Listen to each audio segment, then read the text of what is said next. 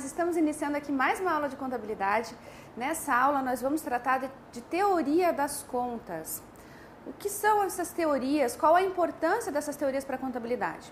Então entenda, a contabilidade ela é uma ciência social muito antiga. A contabilidade ela iniciou há muitos anos. E no decorrer dessa história da contabilidade surgiram várias teorias para organizar as informações contábeis. Então, as contas contábeis que nós utilizamos na contabilidade, que nós registramos, elas são responsáveis por demonstrar quais são os componentes do patrimônio de uma entidade.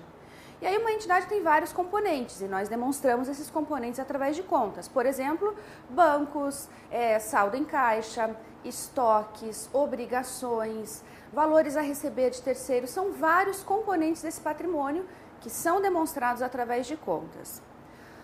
Quando a contabilidade iniciou as suas atividades, há muitos e muitos anos atrás, as contas eram muito restritas. Assim que a contabilidade foi avançando, a quantidade de contas e de componentes dos patrimônios começaram a aumentar. E aí os teóricos da contabilidade, no decorrer da história, sentiram a necessidade de criar teorias para organizar essas contas que estavam sendo utilizadas pelas empresas. Então nós temos várias teorias. As 3 teorias que nós vamos tratar no curso são as principais, são as que costumam ser cobradas em prova.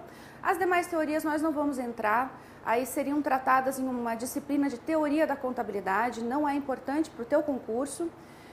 E essas 3 teorias que são importantes, elas ocorreram aí no decorrer da história, não necessariamente nessa ordem que eu vou passar, mas a ordem de ocorrência não tem importância. O que você precisa saber? Quais são as teorias, como essas teorias organizam as contas contábeis e como você direciona as contas para cada componente dessas teorias aí. Então veja, nós temos a teoria personalista, a teoria materialista e a teoria patrimonialista. Como eu te disse, no decorrer da história foram surgindo várias contas contábeis, a contabilidade foi acompanhando o avanço da humanidade, né? E foi criando aí vários componentes diferentes, várias operações específicas, e aí essas teorias sentiram essa necessidade de organizar as informações. Essa teoria personalista, ela tem como foco de organização a pessoa. Então, quando esse teórico criou essa teoria, ele pensou o seguinte: bom, eu vou organizar as contas que são utilizadas em uma entidade de acordo com as pessoas que têm relação com essas contas. E aí ele criou as contas do proprietário, as contas dos agentes consignatários e as contas dos agentes correspondentes. As contas do proprietário são aquelas contas que realmente faziam a diferença para o proprietário daquela entidade. O que ele precisa saber? O que o proprietário tem interesse em saber? Se essa empresa está dando lucro e qual é o patrimônio líquido daquela empresa. Por que o patrimônio líquido? Porque lá no patrimônio líquido ele consegue identificar quanto ele investiu e como está sendo apurado esse resultado, qual é o impacto desse resultado para o patrimônio. Então as contas do proprietário são as contas que registram o patrimônio líquido, as receitas e as despesas. Dentro dessa nossa organização atual, lembrando que hoje nós temos na contabilidade bens, direitos, obrigações, patrimônio líquido, receitas e despesas, certo? Dentro dessa nossa organização atual, nós precisamos direcionar aqui para a teoria que surgiu naquela época. Então, naquela época, as contas do proprietário refletem o que hoje nós contabilizamos no patrimônio líquido, nas receitas e nas despesas. As contas dos agentes consignatários refletem aquelas pessoas que tinham os bens em consignação. Então, as pessoas que tinham os bens em consignação registravam esses bens com o título de contas dos agentes consignatários. Portanto, agentes consignatários registram o que hoje nós contabilizamos como bens dentro do patrimônio. E os agentes correspondentes são as contas que refletem as operações que essa entidade tinha com terceiros. Então, os valores que eu tenho a pagar a terceiros e os valores que eu tenho a receber de terceiros. Portanto, os agentes correspondentes refletem o que hoje nós contabilizamos como direitos e obrigações. ok?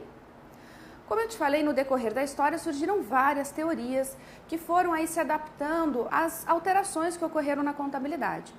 Outra teoria que nós temos é a teoria materialista. Essa teoria que ela começou a organizar as contas contábeis de uma forma diferente. Ela começou a criar uma relação material entre as contas. E aí ela criou contas integrais e contas diferenciais. Significa que ela simplesmente organizou aquelas informações contábeis de uma outra forma. Ele chegou e falou assim, não, essa teoria aqui não está legal, não reflete mais o que hoje eu considero no meu patrimônio. Então vou organizar de outra forma. Pegou e criou essas contas integrais e as diferenciais. Para facilitar a tua compreensão, para facilitar a memorização, comece pelas diferenciais e pensa o seguinte, essas contas diferenciais são aquelas contas que realmente vão fazer a diferença para o dono do negócio. Que contas que fazem a diferença para o dono do negócio? Tendo uma análise assim bem simples, bem seca da contabilidade. São as contas do patrimônio líquido, as contas de receita e as contas de despesa. Então, aqui nas contas diferenciais, nós contabilizamos PL, receitas e despesas. Aí as contas integrais, consequentemente, são aquelas contas que refletem o patrimônio. Qual é o conceito de patrimônio, você lembra? Patrimônio é o conjunto de bens, direitos e obrigações. Então, as contas integrais vão refletir o que hoje nós contabilizamos como bens, direitos e obrigações, ok? Como eu te falei, a contabilidade avançou, a contabilidade evoluiu e nós chegamos na teoria patrimonialista, que é a teoria que nós utilizamos hoje na contabilidade. Hoje, as contas contábeis são organizadas de acordo com a teoria patrimonialista. Essa teoria aqui, ela dividiu as contas em patrimoniais e contas de resultado. As contas patrimoniais são aquelas contas que você contabiliza no balanço patrimonial. Quais são as contas que você contabiliza, que você registra no balanço patrimonial? São as contas de bens, direitos, obrigações e patrimônio líquido. São as contas patrimoniais, aquelas contas que estão registradas no balanço patrimonial. E aí as contas de resultado são as contas que nós registramos, contabilizamos na demonstração do resultado do exercício, lá na DRE, que são as contas de receitas e despesas. Ok? Essas são as três teorias importantes aí que nós temos e que costumam ser cobradas em prova. Vamos lá, o que você precisa saber dessas teorias? Vamos ser bem objetivo aqui. Você tem que saber quais são, você tem que saber quais são as contas de cada teoria e você tem que saber classificar. Que tipo de questão de prova você pode encontrar relacionada a esse assunto? Você pode encontrar uma questão teórica, simplesmente dizendo, por exemplo, que na teoria materialista você classifica as contas em integrais e materiais. Tá certo? Não. Na teoria materialista, você classifica em integrais e diferenciais. Então, você tem que saber. Outra questão, e aí já é uma questão um pouco mais elaborada relacionada à teoria, é uma questão que vai te trazer uma lista de contas, e aí vai trazer contas que refletem bens, direitos, obrigações, contas de patrimônio líquido, contas de receita e despesa, e chega e pede para você, por exemplo, qual é o valor das contas dos agentes consignatários, por exemplo. Vai te trazer uma lista de componentes patrimoniais e te pergunta qual é o valor dos agentes consignatários. Se você não lembra o que você classifica como agente consignatário, você nem consegue resolver a questão, ok? Então, são os tipos de questões que você pode encontrar em prova. Para qualquer uma delas, você precisa saber classificar os componentes dentro das teorias. Para facilitar a tua memorização, eu sugiro que você faça o seguinte. Alguns assuntos da contabilidade não tem jeito, você vai ter que decorar, você vai ter que memorizar, como acontece com outras matérias, né? A minha sugestão é que quando você comece a estudar contabilidade, você pegue aí uma folha em branco e comece a fazer as suas anotações. Aqueles pontos que você tem que decorar. Aí você vai anotar as coisas que você tem que decorar. É a natureza das contas que você precisa memorizar. E aqui está um outro assunto que você precisa memorizar, que você tem que decorar. Entre outras coisas aí que você vai aprender no curso que você tem que decorar. Minha sugestão é que você faça o seguinte: antes de começar a estudar contabilidade, pega essa folha em branco e faz essas tabelas, essas regrinhas que você tem que memorizar. Cada vez que você vai estudar contabilidade, começa a fazer essas regrinhas e começa a fazer essa tabela. Porque aí você vai chegar uma hora que vai sair automaticamente, aí você decorou.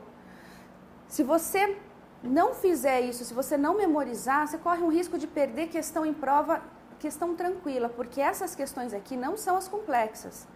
Contabilidade ainda tem assuntos que são muito mais complexos e que pode aí quebrar suas pernas na prova. Então não perde questão desse tipo aqui, tá? Bom, essa tabela aqui você vai preencher cada vez que você for começar a estudar contabilidade. Tirou aí a tarde de hoje para estudar contabilidade? Antes de iniciar o teu estudo, pega uma folha em branco e faz a tabela. Pega uma folha em branco e escreve lá a natureza das contas, entre outros assuntos que são importantes e que você tem que decorar. Então faz esse papelzinho sempre que você for começar o estudo. Essa tabelinha aqui nada mais é do que uma organização daquelas teorias. Então veja, você tem a teoria personalista, a materialista e a patrimonialista. Aqui nós vamos organizar e vamos classificar as teorias de acordo com cada componente patrimonial. Veja que todos estão aqui, ó. Eu tenho os bens, direitos, obrigações, PL, receita e despesa. E agora nós vamos organizar aquelas teorias dentro dessa tabela. Teoria personalista. Como a teoria personalista classifica os bens, você lembra? Os bens, pela teoria personalista, eles são classificados como agentes consignatários. É aquela teoria que faz a relação dos componentes com as pessoas. Então, as pessoas que têm os bens em consignação são os agentes consignatários. Os direitos, pela teoria personalista. Pela teoria personalista, direitos e obrigações são chamados de agentes correspondentes. São os terceiros que têm aí alguma relação com a empresa.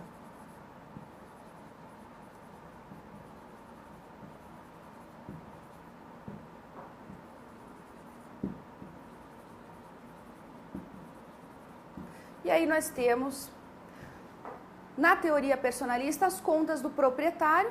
São aquelas contas que na época faziam a diferença para o proprietário da entidade, da empresa, que são as contas que refletem, que registram o patrimônio líquido, as receitas e as despesas.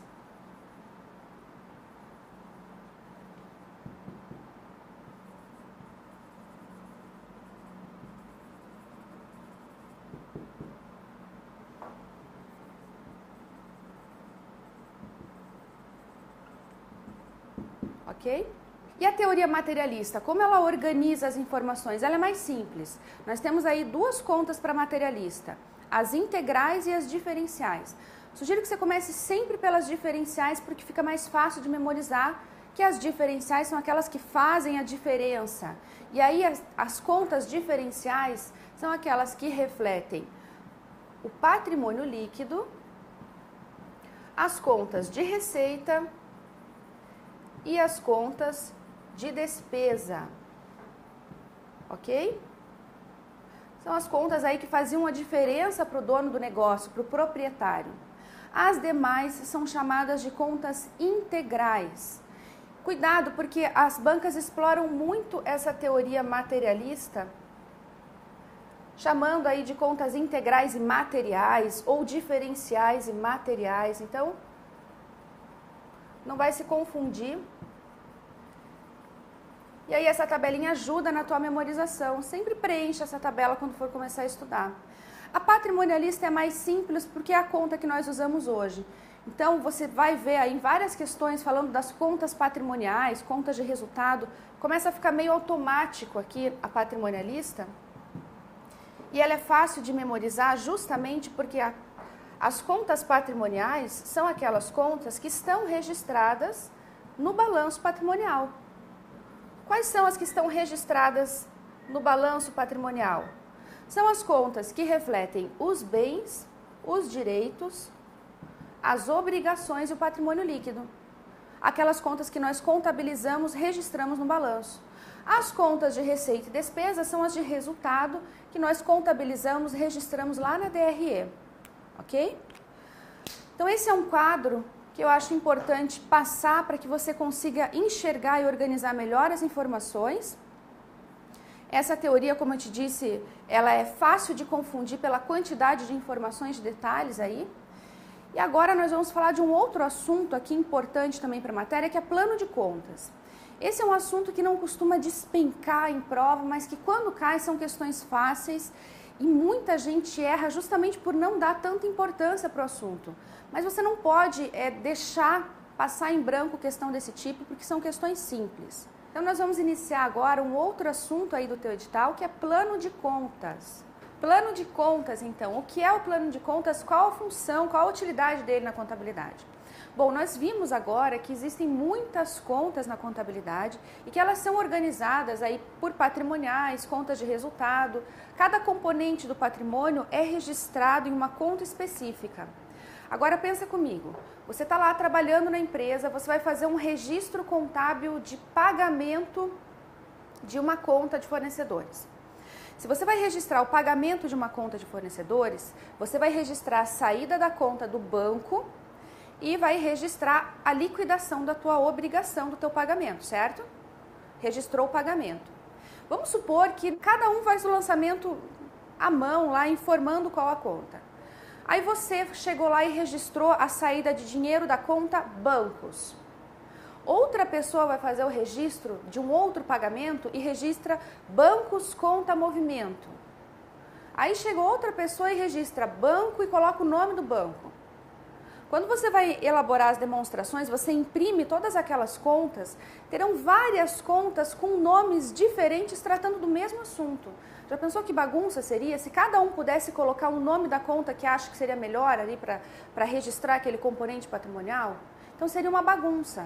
Para organizar isso, nós temos o plano de contas e o elenco de contas. Esse plano de contas, esse elenco de contas, eles vão trazer o código da conta e o seu nome. Porque na contabilidade, na prática, quando você vai fazer o registro de uma movimentação contábil, você não vai escrever o nome da conta, você vai usar o código. Usando o código não tem erro, não vai ter bagunça, não vai dar confusão nenhuma. Então você registra por código. Então o plano de contas, ele é uma relação que possui o código da conta, o nome, a função e o funcionamento. Por exemplo, nós temos lá clientes, ele vai ter um código, vamos supor aí, vamos supor que ele tem lá o código 1.2.01, é a conta clientes, ok? Aí nós vamos começar a detalhar essa informação. Eu tenho lá o cliente Maria,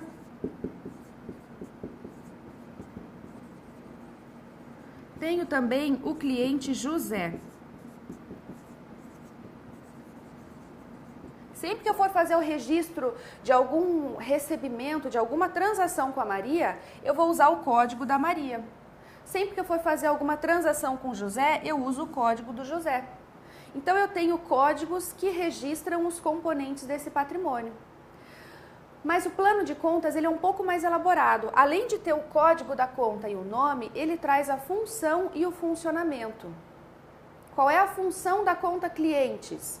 Registrar os valores a receber dos clientes da empresa. E qual é o funcionamento? Aí o funcionamento ele está relacionado à contabilização. Aí ele viria descrito que você aumenta o saldo de clientes debitando e diminui o saldo de clientes creditando. Ou seja, você vai registrar os valores a receber a débito e a liquidação a crédito. Isso para todas as contas. Plano de contas, ele não existe um plano de contas fixo na contabilidade geral. Diferente da contabilidade pública, por exemplo, que existe um plano de contas determinado que as empresas seguem, na contabilidade geral não. Cada empresa vai elaborar o seu plano de contas de acordo com a sua necessidade. Porque de repente você tem aí uma aplicação financeira específica que eu não tenho. Então eu não preciso incluir essa aplicação no meu plano de contas se eu nem trabalho com ela. Então, o plano de contas ele é elaborado pelas empresas e ele tem que ter, no mínimo, função, funcionamento, código e nome. Por que no mínimo? Porque já foi cobrado em prova que o encerramento das contas estará descrito no plano de contas. E aí muito aluno falou, ah, não, mas isso não pode. Não, pode. O plano de contas ele não é uma coisa rígida. Se a empresa, se a entidade quiser incluir o método de encerramento das contas, ela pode. Ela pode incluir, inclusive, no funcionamento, ela pode trazer essa informação. Ok? Então, esse é o plano de contas. E o elenco de contas? Qual a diferença entre elenco de contas e plano de contas? O plano de contas ele vai auxiliar, por exemplo, um novo funcionário. Porque aí chega um funcionário novo e ele vai trabalhar com algumas contas específicas. Você dá para o funcionário o plano de contas e fala, ó, é assim que essas contas funcionam, é assim que nós fazemos os registros. Auxilia também os auditores externos, quando estão na empresa, fazendo auditoria, analisando as informações contábeis, eles conseguem compreender o funcionamento das contas através do plano. O elenco não. O elenco é uma estrutura mais simples, muito usada no dia a dia da contabilidade, muito usada por quem trabalha com a contabilidade. Ele é uma coisa bem mais simples. Ele vai trazer o código da conta e o nome. Então, ele traz simplesmente o código, o número da conta contábil e o nome dessa conta, o título, ok? Ele não vai trazer função, ele não traz funcionamento. Essas são informações que estão no plano. Veja que no teu material tem aí um exemplo de um elenco de contas, não é plano, é um exemplo de elenco de contas para que você consiga compreender aí como estão registradas, como são demonstradas. Mas, de novo, esse elenco é um exemplo. A empresa não precisa obrigatoriamente seguir esse elenco que está no teu material. Normalmente, as empresas classificam as contas de ativo com o código 1, as contas de passivo com o código 2, receitas com o código 3, despesas com o código 4, mas não é uma obrigatoriedade. Como eu falei, cada empresa elabora de acordo com as suas necessidades. Esse é só um exemplo, ok? Para fixar esse conteúdo que nós tratamos nessa aula, vamos resolver aí algumas questões. Então, acompanha comigo a leitura da primeira questão. Segundo a teoria personalista, as contas são classificadas em: letra A, contas integrais e contas diferenciais. Letra B, contas dos proprietários e contas dos agentes consignatários e contas dos agentes correspondentes. Letra C, contas dos proprietários e contas dos agentes secundários. Letra D, contas patrimoniais e contas de resultado. E letra E, contas patrimoniais, contas de agentes consignatários e contas de agentes correspondentes.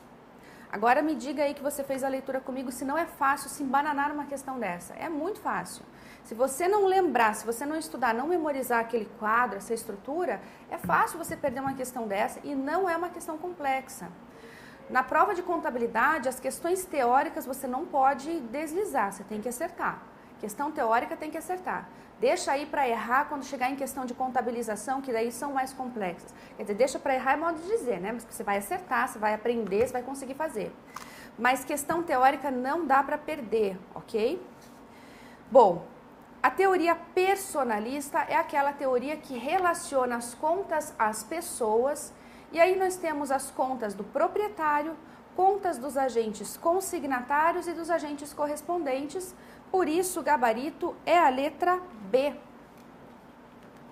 Próxima questão.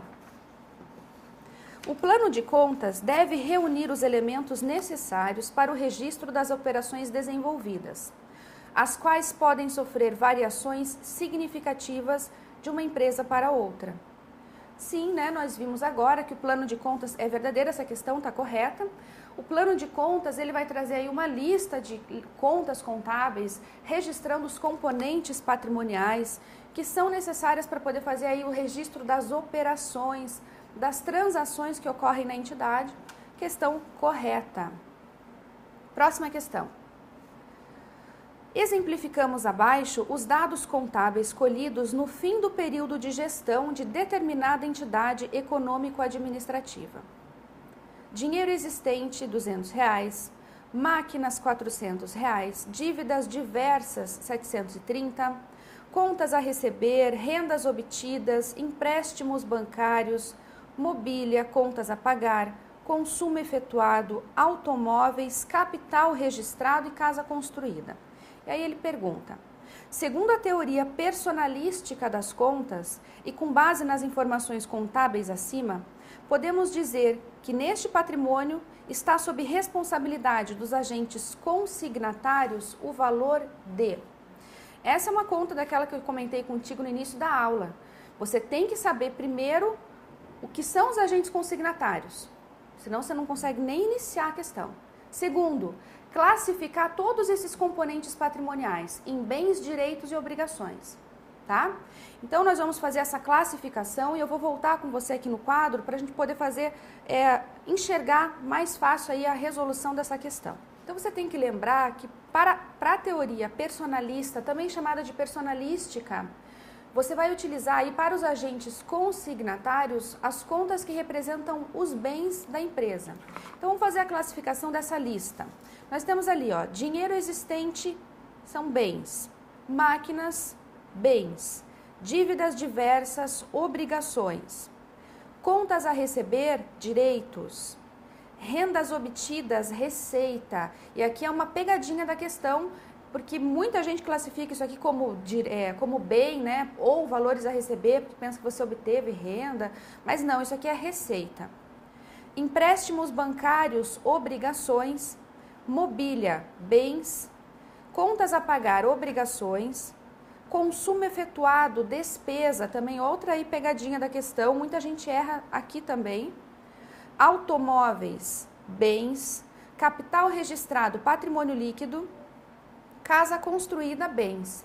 Agora que você conseguiu classificar, nós vamos ali trazer para você o somatório, e aí a gente já consegue responder essa questão.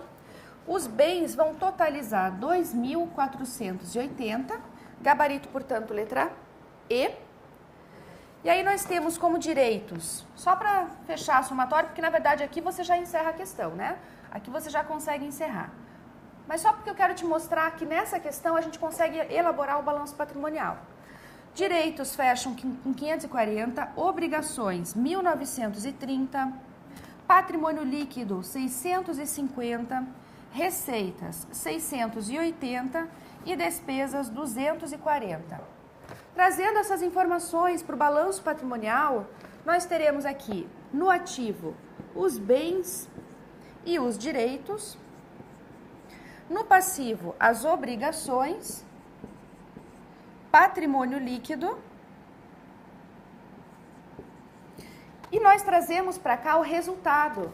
Você lembra que nós fazemos aí o confronto de receitas e despesas, apuramos o resultado e transferimos para o balanço patrimonial?